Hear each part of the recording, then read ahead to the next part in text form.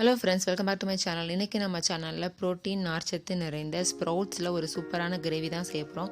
இந்த கிரேவி சப்பாத்தி தோசையோட சூப்பராக இருக்கும். வெயிட் லாஸ் இருக்கிறவங்களும் சாப்பிடலாம், மற்றவங்களும் சாப்பிடலாம். ரொம்பவே டேஸ்டியான இந்த ரெசிபி எப்படி செய்யலான்னு பார்க்கலாம். வாங்க வீடியோக்குள்ளே போகலாம். அதுக்கு முளைக்கட்டின பயிறு வகைகள் எடுத்துக்கலாம். இந்த சின்ன கப்பில் பாசி பயிரும் காராமணியும் நான் தனியாக வேக வைக்கிறக்காண்டி வச்சுருக்கேன். இப்போ நல்லா ஒரு நாள் ஊற வச்சுருந்ததை ஒரு 2-3 டேஸ் விட்டால் நல்லா முளைக்கட்டி வந்துடுங்க. இதில் என்ன இருக்குன்னா கருப்பு சுண்டைக்கடலையும் கொள்ளும் இருக்குது. ஸோ அது நல்லா முளைக்கட்டி இருக்குது பாருங்கள். அது கொஞ்சம் வேகிறதுக்கு டைம் ஆகும். இது பச்சை பயிர் சீக்கிரம் வெந்துடும். அதனால நான் அந்த ஒரு குக்கருக்குள்ளே பாத்திரத்தை வச்சு இப்படி வச்சு ஒரு 3 விசில் விட்டு வேக வைக்க போகிறேன். இப்போ அடுப்பில் வச்சு ஒரு 3 விசில் விட்டுக்க போகிறேன். இப்போ எல்லாம் ஒரே மாதிரி வச்சோன்னா பாசிப்பயிர் குழஞ்சி போன மாதிரி கலண்டு போன மாதிரி ஆயிரும் அந்த தோல் எல்லாம். ஸோ அதுக்காண்டி தான் அந்த மாதிரி ஒரு பாத்திரத்தை வச்சு உள்ளுக்குள்ளே வேக வச்சுருக்கேன். இப்போ 3 விசில் விட்டதுக்கப்புறம் உங்களுக்கு காமிக்கிறேன் பாருங்கள். நல்லா வெந்திருக்கு. இப்போ அதுக்கு முன்னாடி என்னென்னா ஒரு தேங்காயும் ஒரு ஸ்பூன் சோம்பும் போட்டு நல்லா அரைச்சிட்டு வந்துக்கிட்டா அந்த கிரேவி பண்ண ஆரம்பிச்சிடலாம். இப்போ அரைச்சிட்டு வந்ததுக்கப்புறம் ஒரு பாத்திரத்தில் கொஞ்சம் போல் எண்ணெய் காயணும். அது காயறதுக்கு முன்னாடி இங்கே நல்லா வெந்திருக்கு பாருங்கள். அது உங்களுக்கு காமிக்கிறேன்.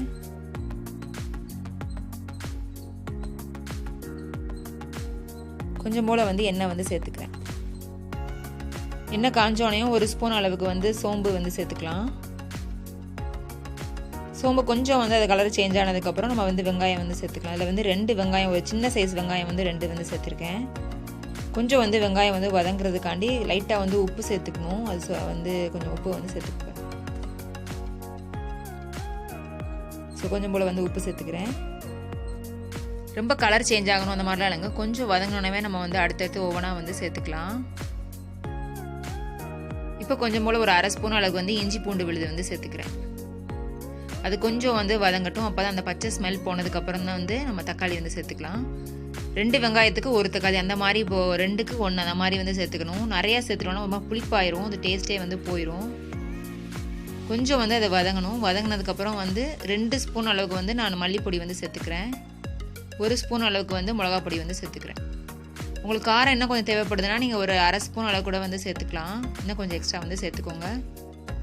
கொஞ்சம் நல்லா அந்த எண்ணெயிலே அது வதங்கட்டும். இப்போ நல்லா எண்ணெயில் கொஞ்சம் நேரம் ஒரு நிமிஷத்துக்கிட்ட லோ ஃப்ளேமில் வச்சு நீங்கள் அதை வதக்கி விட்டுக்கோங்க. அப்போ தான் அந்த பச்சை ஸ்மெல் சீக்கிரம் போகும். கண்டிப்பாக லோ ஃப்ளேமில் இருக்கணும். அதை மறந்துடாதீங்க. ஸோ ஃபுல்லாக வதங்கிடுச்சு பாருங்கள். இப்போ ஒரு முங்குற அளவுக்கு நான் கொஞ்சம் தண்ணி சேர்த்துக்கிறேன். ஏன்னா நம்ம வேக வச்ச சுண்டல்லையும் கொஞ்சம் தண்ணி இருக்கும் அந்த பயிறு வகைகளும். அதனால் கொஞ்சம் போல் தான் நான் சேர்த்துக்கிறேன். இப்போ ஃபஸ்ட்டு தனியாக நம்ம ஒரு 5 நிமிஷத்துக்கிட்ட கொதிக்க விடணும். அதுக்கப்புறம் தான் அந்த வேக வச்சதெல்லாம் நான் சேர்ப்பேன். இப்போயே நம்ம சேர்த்துட்டோம்னு வச்சுக்கோங்களேன், அது நல்லா கொதிக்கிறப்போ அந்த தோல் எல்லாம் கலண்டு போயிடும். வெறும் தோலும் அதெல்லாம் தனியாக பிரிஞ்சுட்டு வந்துட்டுட்டா நமக்கு சாப்பிட்றதுக்கு நல்லா இருக்காது. ஸோ ஒரு 5 நிமிஷம் ஆனதுக்கப்புறம் இப்போ திறந்து பார்க்கலாம் பாருங்கள். நல்லா அந்த பச்சை ஸ்மெல் கொஞ்சம் போயிருக்கும். இப்போ பாருங்கள், அந்த கொள்ளு பயிரெல்லாம் நல்லா வெந்திருக்கு. இப்போ அதை சேர்த்துக்கிறேன். நம்ம இப்போ தனியாக அந்த பாத்திரத்தில் நம்ம வேக வச்சதையும் இதில் மிக்ஸ் பண்ணிக்க போகிறேன்.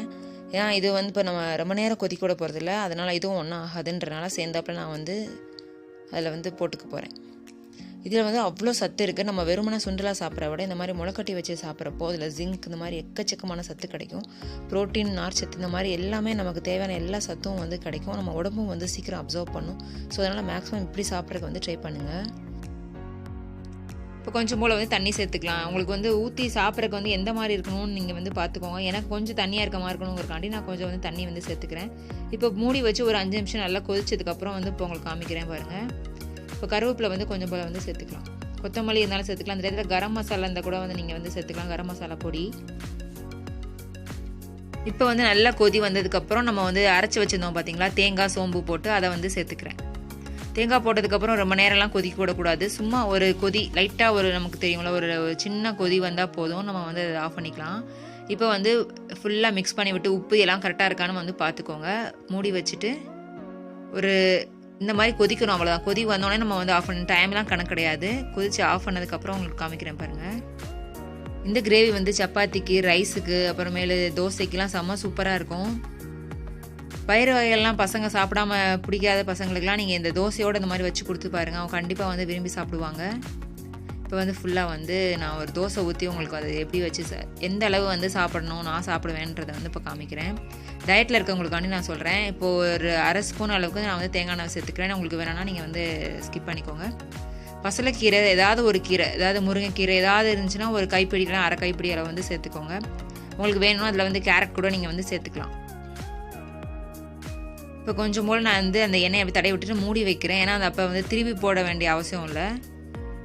இப்போ வந்து எடுத்து காமிக்கிறேன் பாருங்கள், நல்லா வந்து வந்துருச்சு. அவ்வளோதான், ஃபுல்லாக வந்து எடுத்துக்கலாம். கொஞ்சம் வந்து லோ ஃப்ளேமில் வச்சு நான் வந்து திருப்பி விட்டு எடுத்துக்கிறேன். ஸோ அவ்வளோதான். நான் வந்து இப்போ ஒரு தோசைக்கு வந்து எவ்வளோ அளவு எடுத்துக்க போகிறேன்னு காமிக்கிறேன். ஒரு தோசை சாப்பிட்றப்போ நமக்கு வந்து கண்டிப்பாக வந்து வயிறு ஃபில்லிங் ஆன மாதிரி ஃபீல் வரவே வராது. ஸோ அதுக்காண்டி ஒரு கட்டோரி அளவுக்கு இந்த மாதிரி நல்ல ஒரு பயிர் வகைகள் நம்ம வந்து இந்த மாதிரி இருக்கிறத வந்து எடுத்துக்கலாம். ஸோ இதை நீங்கள் சாப்பிட்டீங்கன்னா செம்ம ஃபில்லிங்காக இருக்கும், கொஞ்சம் நேரம் பசி தாங்கும். உங்களுக்கு வந்து இந்த தோசை சாப்பிட்ற மாதிரி பிடிக்கலன்னா நீங்கள் ஏதாவது சிறுதானியத்தில் வந்து கூட தோசை செஞ்சுட்டு இந்த கிரேவி வச்சு கூட சாப்பிட்லாம். அதோட ஒரு எக்கு கூட மிக்ஸ் பண்ணி சாப்பிட்லாம். இந்த கிரேவி ட்ரை பண்ணி பாருங்கள், கண்டிப்பாக உங்களுக்கு வந்து பிடிக்கும். இந்த வீடியோ உங்களுக்கு பிடிச்சிருந்துச்சுன்னா லைக் பண்ணுங்கள், யாருக்காவது யூஸ்ஃபுல்லாக இருக்குன்னு நினச்சிங்கன்னா ஷேர் பண்ணுங்கள். இதில் ஏதாவது டவுட் இருந்துச்சுன்னா கமெண்ட் பாக்ஸில் கமெண்ட் பண்ணுங்கள்.